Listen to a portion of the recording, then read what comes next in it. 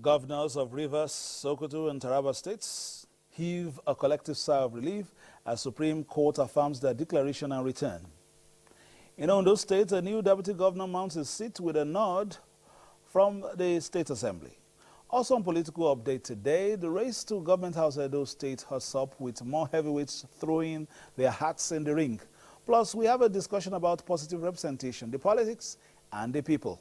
I'm Fisayo Ogunfuyi. Welcome.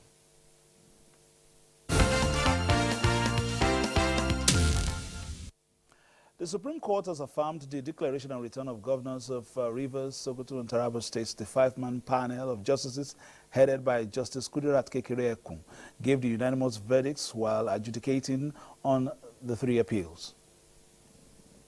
Toye Cole, the candidate of the All Progressives Congress in the March 18, 2023 governorship election, challenged the election of Governor Simina Laye Fubara of the People's Democratic Party. In a unanimous verdict, the five-man panel of justices headed by Justice Kudirat Kekere-Ekun held that the appeal at the instance of Toye Cole of the All Progressives Congress was unmeritorious. In the lead judgment, Justice Ibrahim Saulawa held that Cole and the APC failed to prove their case with sufficient evidence. Justice Saulawa resolved all the four grounds of appeal against the appellants. I've been completely at peace with the party. What we have shown is that as an individual or as a party we fought on, and we took it to the end, and I think we did a very, very good fight with or without anyone. Today marks a new beginning for Rivers State. It is a day that indeed the voices of Rivers people were affirmed at the highest point possible in this country. The tribunal and the intermediate court upheld the election of Fubara as governor of Rivers State. In another appeal, the Apex Court affirmed the election of Ahmed Aliu of the APC as governor of Sokoto State. The court dismissed the appeal filed by the People's Democratic Party, PDP, and its governorship candidate, Seydou Umar. The five-man panel of justices held that the appeal lacked merit as the appellants failed to prove that the election was marred by irregularities and not conducted in substantial compliance with the provisions of the Electoral Act 2022. And I want to urge everybody, the peace-loving people of Sokoto State, to join hands with the Governor Ahmed Aliu Sokoto FCNA to develop a new Sokoto State for the peace and development of our dear state. The Apex Court also dismissed the appeal of Yahya Sani of the New Nigerian People's Party against the election of Abu Kefas as the governor of Taraba State. He had alleged non-compliance with the Electoral Act 2022, irregularities, and other malpractices. The Ondo State House of Assembly screened and confirmed the nomination of Dr. Olaide Adelami as Deputy Governor. His nomination was confirmed during the plenary presided over by Speaker of the House, Olamide Oladiji.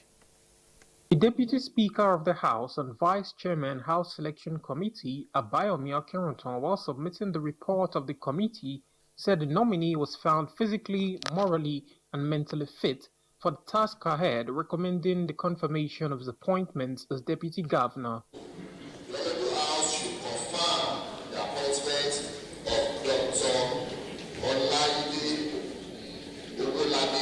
Adelami as Deputy Governor of Ondo State. After consideration of the report, the House unanimously confirmed the nomination of the Deputy Governor designate.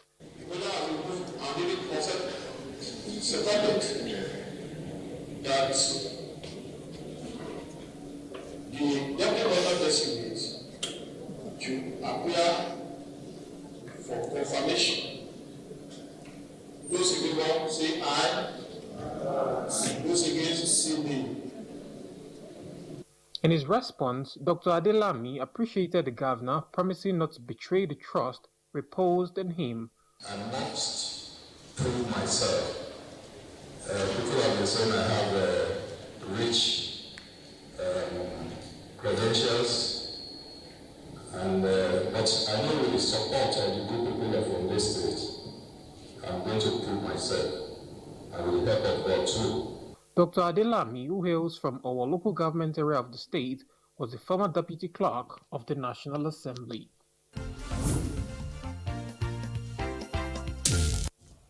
The Inter-Party Advisory Council, IPAC, has urged eligible voters and political actors to play by the rules in the February 3rd, 2024 rerun and by-elections in 26 states of the Federation. National Chairman-elect of the Council, Yusuf Maman Dantale, gave the advice when he led council members on a visit to INEC headquarters in Abuja. It was a brief familiarization visit to INEC Chairman Professor Mahmoud Yakubu. IPAC Chairman-elect Yusuf Maman Dantale said the visit was for the new IPAC leadership to introduce themselves to the INEC Chairman, urging political parties and politicians to abide by the country's constitution and IPAC's code of conduct during the February 3rd rerun and by-elections. We must work with the laws, the enabling laws that will conduct election in Nigeria peacefully, harmoniously, for everybody. Asked if the council had resolved its internal crisis, Dantale explained that there was no challenge within the council, but just a misinformation that would be internally resolved soon. Meanwhile, the chairman of the Inter-Party Advisory Council, Yabagi Yusuf Sani, has called on the Independent National Electoral Commission, INEC, to obey a court order that ruled that the current executive committee of the council, whose tenure is expected to have ended in 2023, are ordered to continue to manage the affairs of the council pending the hearing and determination of the motion on notice in the suit. Sani, in a statement dated 25 January 2024, stated that they know the INEC chairman as a meticulous law-abiding leader who will always do things according to the dictate of the law. Meanwhile, the media and civil society organizations roundtable on re-examining the role of critical stakeholders in rebuilding trust in the electoral processes and institutions has held in Abuja. Organized by the International Press Center in collaboration with the European Union support to democratic governance in Nigeria, experts canvassed public trust in the electoral management body, INEC. Election stakeholders present here are optimistic that more improvements will be witnessed in future elections in Nigeria.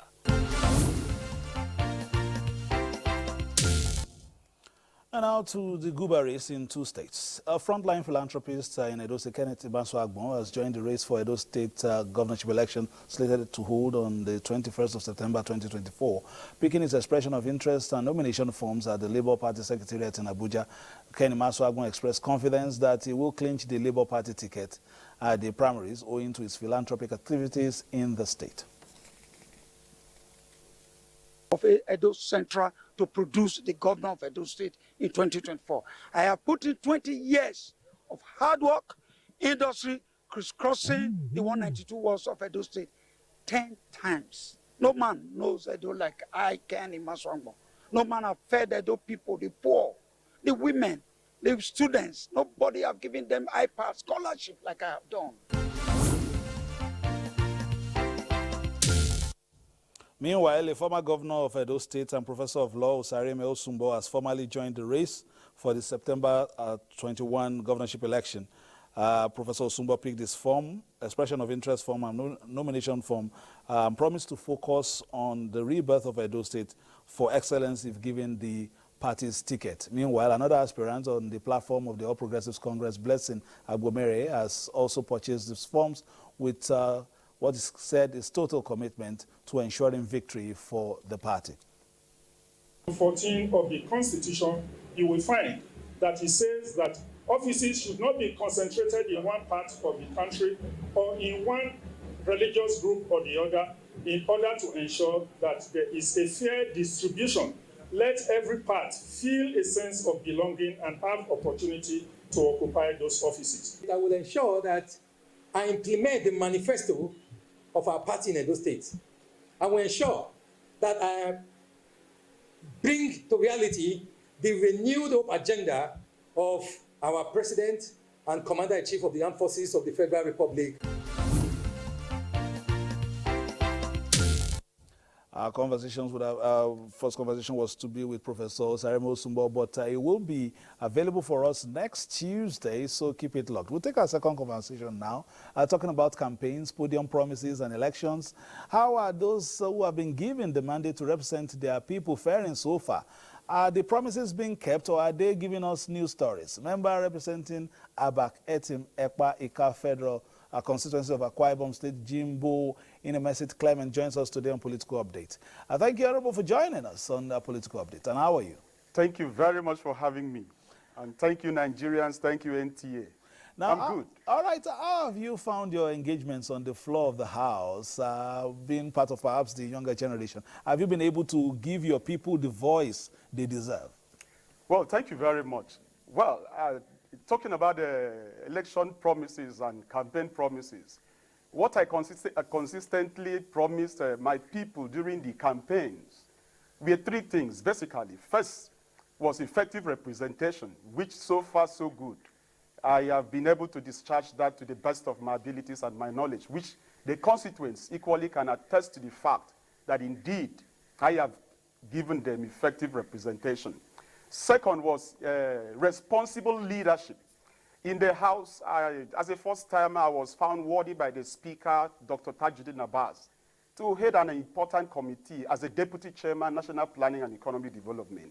That could have been attested to the fact that during the electioneering process of electing the Speaker, throughout our engagement in the House, he has found some level of leadership qualities in me that have settled. Okay, let's come there quickly. Let's come to this national planning quickly. What are the terms of reference? What would you be doing, for instance? Well, because of the challenge, for instance, not just the challenges, but let's say the excitement or the opportunities available in the country and what you perhaps be able to legislatively, construct so that the society will be on an even keel.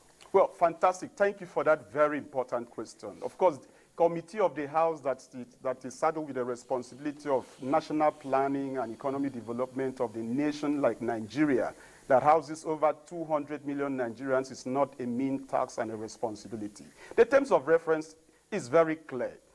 The agency that we oversight is Ministry of National Planning and Economic Development, which the Budget Office is part of what we oversight. We oversight the CMD, Center for Management Development, that trained our civil service. And that has equally given me a whole lot of insight into how the budget of Nigeria is prepared and what goes into the budget preparation, and equally how to oversight the budget. Like, for example, in the House, on the second day when we were inaugurated on the 13th of June, on the second day I was able to move an infrastructural motion that highlighted the decay in infrastructure in my constituency, and get to know that very particular motion has been included in the budget for 2024 for implementation, is something that chairs my constituents very well. And that is what the budget, as the committee has given to me. Then, talking about the terms of reference. Now, the budget of Nigeria is an estimate that is proposed to the legislators by the executive. You must know that the budget as it stands, the executive does not have the 100% funding capacity to fund the budget. So it is equally our responsibility at the committee level to suggest to the executive how and ways they can shore up the budget by revenue generation. That is part of what the committee has done. It's part of the suggestion we gave to the House. By looking at it, look at the electronic money transfer levy as a result of the Public Procurement Act is equally part of it. Then the Fiscal Responsibility Act of 2027. We look at ways and means. If you look at the act that brought about the electronic money transfer levy, that says every transaction of 10,000 naira and above, anybody that does that should pay a token of 50 naira to every transaction at that level. So we look at it. If you look at the triangle of leadership, at the apex, at the base accommodates more people. So why can't we reduce the base to maybe 5,000 naira for more people to contribute to the pool in order for us to have a more robust revenue to finance the 2024 budget? And I can tell you for free here, and Nigerians, that indeed the 2024 budget has a whole lot of promises, a renewed hope agenda of Mr. President, where Nigerians at the end of the day will smile that indeed they elected a government that truly represents the people. I appreciate your fervor, but let me ask you, a lot of people have said, this about politicians. When you want to campaign, you'll be knocking on people's windows. But when you get there, you will now, get tinted windows so that we don't even know that you are the ones inside those jeeps. Do you still have a strong link with your base? Or, have you fully, relocated to Abuja? Well, thank you very much for that important question. Again, I'm a grassrooter to the core. Like I said, when I was inaugurated on the 13th of June, 2023, the first critical assignment that I needed to embark was to go on a thank you visit. I visited the entire 3 local government areas that house my federal constituency. I didn't even stop at that. Within the first 1 month, we were able to float skill acquisition to our people, where we gave them 70 brand new laptops. The videos are there, the pictures are there for everybody to see. We did not even stop at that. We look at the student angle, and we gave them 50,000 naira to 80 students as bursary. Just of recent, we've float a medical awareness and treatment of our aged people, over 2,500. The pictures are there, the videos are there. We've equally graded about 10.8 kilometers of road within the period of 6 months. When you say you've graded, is it a personal intervention, or you perhaps influence that grading? No, it's personal. I come from a community that has a whole lot of infrastructural decay in terms of road. The road networks in my communities are very bad. So during the rainy season, I saw the plight of how people suffer.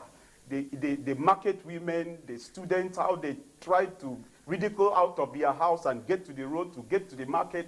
And it was a thing that I cannot just look away. So I decided to source for funds. Personal funds. It's not ZIP, it's not zonal intervention project, it's not funded by any agency, just to ameliorate their suffering. Grading is just the easiest thing anybody can do, pending when maybe interventionist agency will come to the... Okay, we'll come to the second part of our discussion. Honorable, you're still here, so we'll come back to this second part of our discussion. But let's take something about youth as well. The leadership of the Nigerian Patriotic Youth for Good Governance is urging citizens to assist security agencies with intels that will enable them to nip in the bud any security threat posed by criminal elements in society. At a media briefing in Abuja, the youth advocates emphasized that citizens have a civic duty and responsibility to complement the efforts of the security agencies to ensure that society is safe and peaceful. What the leadership of the Nigerian Armed Forces require from we, the Nigerians, is nothing but encouragement and not discouragement. We have a duty to divulge information to them so that they can do their job as far as securing the nation is concerned. Security in every civilization is everyone's business. Therefore, all hands must be on deck to restore and guarantee the security of lives and property in Nigeria. Honorable Nemesi Clement is still here, and you belong to or you are part of about 10 different committees in the Green Chamber, but one jumps to mind, and that's because of where you're from Niger Delta, issues of pipeline vandalism. You spoke earlier about achieving, the expectations in the budget, and that, of course, is pegged along the oil benchmark. If that will be done, of course, you must sanitize that area as well. What are the efforts so far to make this happen? Well, thank you very much. Like we normally say, the Niger Delta, and of course the South-South, we call ourselves as the chicken that lays the golden egg for almost all Nigerians. Of course, we are very proud, and we will consistently see to it that anything that we need to bring to the table where Nigeria is involved from that region is always brought. So, yes, pipe vandalism, to the best of my knowledge, has been reduced to the barest minimum. That is kudos to the intervention of the President and Commander-in-Chief of the Armed Forces, dated back to Dr. Ebele Goodluck Jonathan, dated back to President Yaradua, who gave amnesty to all the Niger Delta, almost all the Niger Delta agitators. who equally saw the need to embrace peace and dialogue in order for the development of Nigeria and, of course, the Niger Delta. But the question is, have we really developed the Niger Delta the way it should be? When you look at what has been molded from the region, you still go to this region and you see palpable poverty. You see poverty walking naked on broad daylight. It's not something that anybody should be proud of. Honorable, let's come in a little bit, but of course, time is not our friend, but let's come in a little bit.